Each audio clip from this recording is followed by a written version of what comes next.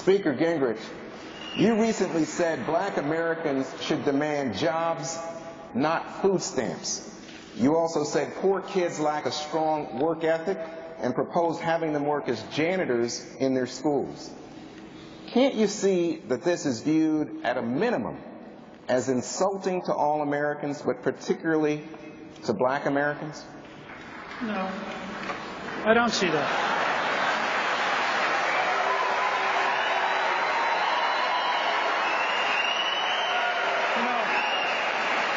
My daughter, Jackie, who's sitting back there, Jackie Cushman, reminded me that her first job was at First Baptist Church in Carrollton, Georgia, doing janitorial work at 13. And she liked earning the money. She liked learning that if you worked, you got paid. She liked being in charge of her own money. And she thought it was a good start.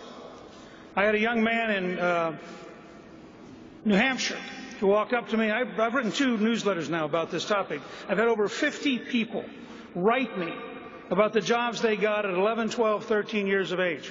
Ran into a young man who started a donut company at 11. He's now 16. He has several restaurants that take his donuts. His father's thrilled that he's 16 because he can now deliver his own donuts. What I tried to say, and I think it's fascinating because Joe Klein reminded me that this started with an article he wrote 20 years ago. New York City pays their janitors an absurd amount of money because of the union. You could take one janitor and hire 30-some kids to work in the school for the price of one janitor, and those 30 kids would be a lot less likely to drop out. They would actually have money in their pocket. They'd learn to show up for work. They could do light janitorial duty. They could work in the cafeteria. They could work in the front office. They could work in the library. They'd be getting money, which is a good thing if you're poor. Only the elites despise earning money. But Governor, Speaker Gingrich, the suggestion that you made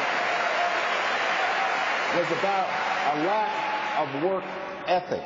And I got to tell you, my email account, my Twitter account has been inundated with people of all races who are asking if your comments are not intended to belittle the poor and racial minorities. You saw some of this reaction during your visit to a black church in South Carolina. You saw some of this during your visit to a black church in South Carolina, where a woman asked you why you refer to President Obama as the food stamp president. It sounds as if you are seeking to belittle people. Well,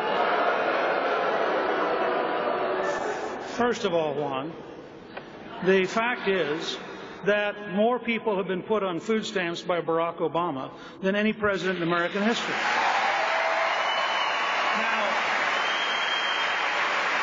I know among the politically correct, you're not supposed to use facts that are uncomfortable. Second, you were the one who earlier raised a key point. The area that ought to be I-73 was called by Barack Obama a corridor of shame because of unemployment. Has it improved in 3 years? No. They haven't built the road. They haven't helped the people. They haven't done anything.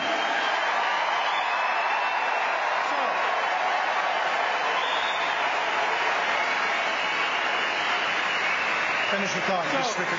One last thing. Yes, sir. So here's my point.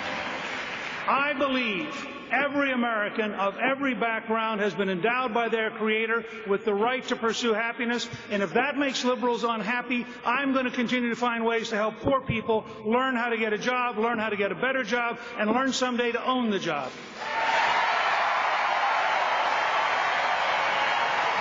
Okay.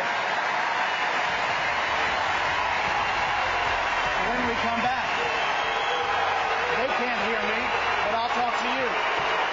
Foreign policy. Tweet me your questions. @BrettBaer. Include #SCDebate after this break.